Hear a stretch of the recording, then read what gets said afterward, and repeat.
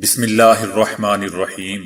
السلام علیکم دوستو، دنیا بھر کی ون لائن خبروں میں آج آپ سنیں گے، لیکن اس سے پہلے اگر ہو سکے تو سبسکرائب اور لائک ضرور کر لیں، کیونکہ اس سے یہ پتہ چلتا ہے کہ آپ کو کس قسم کی خبریں پسند ہیں تاکہ وہی خبریں آپ تک پہنچائی جائیں۔ شکریہ۔ سعودی عرب کی وزارت مذہبی امور کی جانب سے برادری ملک انڈونیشیا میں ماہ سیام کے موقع پر روزہ داروں کی افطاری اور مستحق افراد میں 88 ٹن خوراک تقسیم کی گئی، جس سے 1,80,000 افراد نے استفادہ کیا۔ انڈونیشیا میں خوراک کی تقسیم کا عمل وہاں پر خادم الحرمین شریفین کے سفیر کی نگرانی میں کیا گیا۔ انڈونیشیا میں خوراک کے 4,000 پیکٹ تقسیم کیے گئے۔ ایک پیکٹ میں خشک خوراک کی 12 اقسام شامل تھی اور مجموعی طور پر 88 ٹن خوراک تقسیم کی گئی۔ نیپال کی کابینہ نے بھارت سے بڑھتے ہوئے سرحدی تنازع کے بعد نئے سیاسی نقشے کی توثیق کر دی ہے، جس میں بھارت کے قابض علاقے لیپو لیخ کالا پانی کو نیپال کا حصہ ظاہر کیا گیا ہے۔ ان علاقوں کو بھارت نے طویل عرصے سے اپنے نقشے میں ہی دکھایا ہے، جبکہ نیپال کے مطابق یہ 1816 کے معاہدے سگولی کی خلاف ورزی ہے۔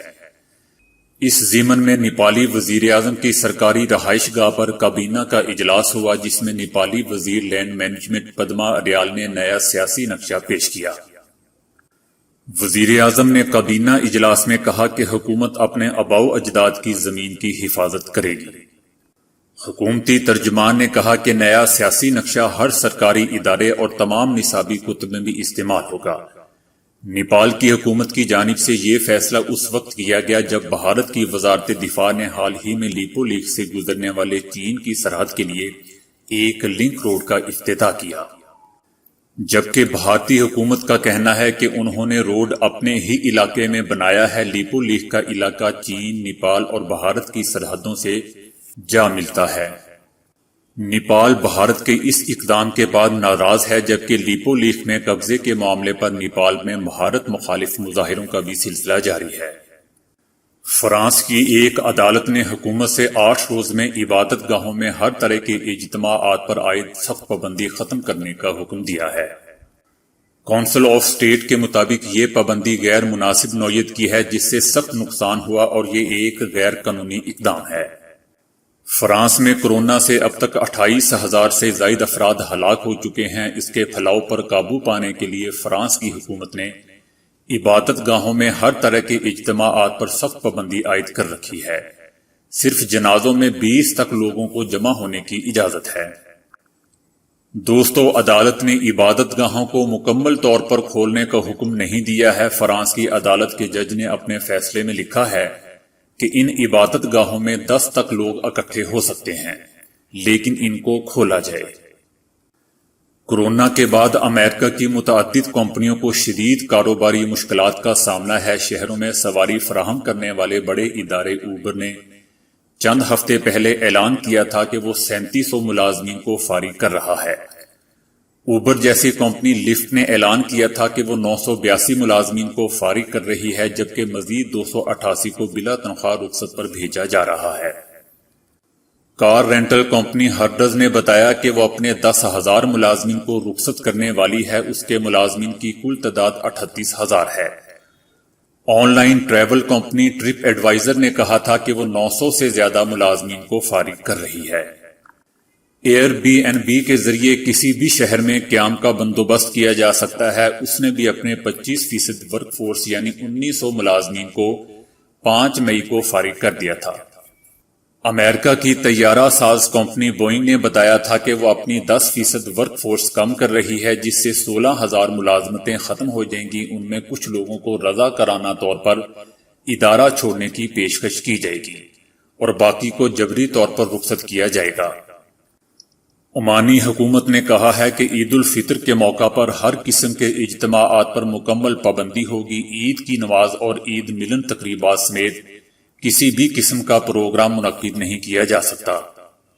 جاپانی نشریاتی ادارے کے ایک سروے میں جاپان کے نصف سے زیادہ لوگوں کا خیال ہے کہ ملک کو امریکہ اور چین دونوں کے ساتھ تعلقات کی قدر کرنی چاہیے۔ فروری سے مارچ تک ڈاک کے ذریعے ملک گیر سروے کیا، جس میں 18 سال یا اس سے زیادہ عمر کے 3,600 افراد کو شامل کیا گیا۔ 2195 یا ان میں سے 61% کی طرف سے جوابات موصول ہوئے 72% افراد نے کہا کہ وہ امریکہ کے ساتھ بہت حد تک یا کسی حد تک دوستی محسوس کرتے ہیں، تاہم اس کے برعکس چین کے لیے 22% نے ایسا کہا۔ سروے میں یہ بھی پوچھا گیا کہ جاپان کو کسے زیادہ اہمیت دینی چاہیے، امریکہ کو یا چین کو۔ تقریباً 55% نے دونوں ممالک کو منتخب کیا، تقریباً 34% نے امریکہ کا انتخاب کیا، جبکہ لگ بھگ 3% نے چین کا انتخاب کیا۔ ترک صدر رجب طیب اردوان نے کہا ہے کہ عید الفطر کے موقع پر پورے ملک میں کرفیو نافذ ہوگا۔ انہوں نے کہا کہ ترکی میں کورونا کے انسداد کی کوششیں ثمر آور ثابت ہو رہی ہیں، زیر علاج مریضوں کی تعداد دن بدن کم ہو رہی ہے، جس کے نتیجے میں قوی امکان ہے کہ مریضوں کی تعداد 0 ہو جائے گی۔ صدر نے مزید کہا کہ عید الفطر کی تعطیلات کے موقع پر ملک بھر میں کرفیو کا نفاذ ہوگا، جبکہ سرکاری اسکولوں میں نئے تعلیمی سال کا آغاز ستمبر میں، جبکہ مساجد میں نمازوں کے اجتماعات کو واضح کردہ قواعد کے تحت 29 مئی سے ادا کرنے کی اجازت دی جا رہی ہے۔ امریکی صدر ٹرمپ کی جانب سے ایک اور لطیفہ سامنے آیا ہے۔ انہوں نے کہا ہے کہ سابق امریکی صدر اوباما اور نائب صدر جو بائیڈن کو جیل بھیج دیا جائے۔ انہوں نے ایک انٹرویو میں کہا کہ باراک حسین اوباما اور سابق نائب صدر جو بائیڈن ہیرو مائیکل فلن کو بے نقاب کرنے میں ملوث تھے۔ صدر ٹرمپ کا کہنا تھا کہ اگر میں ریپبلکن کی جگہ ڈیموکریٹ ہوتا تو ان سب کو جیل میں بھیج چکا ہوتا، وہ بھی 50 سال کے لیے۔ متحدہ عرب امارات نے 20 مئی سے تا حکم ثانی رات کے کرفیو کے دورانیے میں مزید 2 گھنٹے اضافے کا فیصلہ کیا ہے۔ اب اس کرفیو کا آغاز رات 8 بجے ہوگا اور صبح 6 بجے تک جاری رہے گا۔ قطر کے دارالحکومت دوحہ میں قائم مرکزی جیل میں کورونا کی وبا پھیلنے کی اطلاعات کے بعد انسانی حقوق کی عالمی تنظیموں نے دوحہ سینٹرل جیل طبی سہولیات، قیدیوں اور عملے کی صحت کے حوالے سے گہری تشویش کا اظہار کیا ہے۔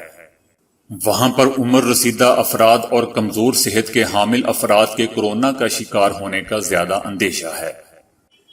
ایک قیدی نے بتایا کہ 2 مئی 2020 کو ایک جیل گارڈ نے قیدیوں کو اطلاع دی کہ دوسرے وارڈ میں 5 قیدی کورونا کا شکار ہوئے ہیں۔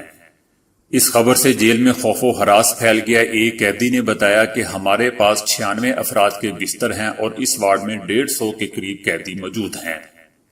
انہوں نے بتایا کہ انتظامیہ ان کے ساتھ بھیڑ بکریوں جیسا سلوک کرتی ہے۔ 150 قیدیوں کے لیے صرف 8 باتھ روم ہیں۔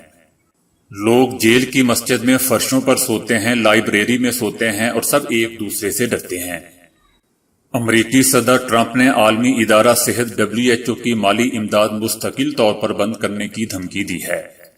صدر ٹرمپ نے عالمی ادارہ صحت کو خبردار کیا ہے کہ اگلے 30 دنوں میں خاطر خواہ بہتری نہ لائی گئی تو امریکی فنڈنگ مستقل طور پر بند کر دی جائے گی۔ اس سے پہلے صدر ٹرمپ اپریل کے وسط میں عالمی ادارہ صحت پر چین کی طرفداری کا الزام عائد کر کے فنڈز کی فراہمی معطل کر چکے ہیں۔ صدر ٹرمپ نے کہا کہ WHO کے پاس واحد راستہ یہی ہے کہ وہ چین کے اثر سے آزاد ہو کر خود مختار حیثیت میں اپنا کردار نبھائے۔ کورونا کے حوالے سے محققین کی نئی تحقیقی رپورٹ سامنے آئی ہے، جس میں کہا گیا ہے کہ عوامی مقامات پر ماسک پہننے میں کمی دیکھی جا رہی ہے۔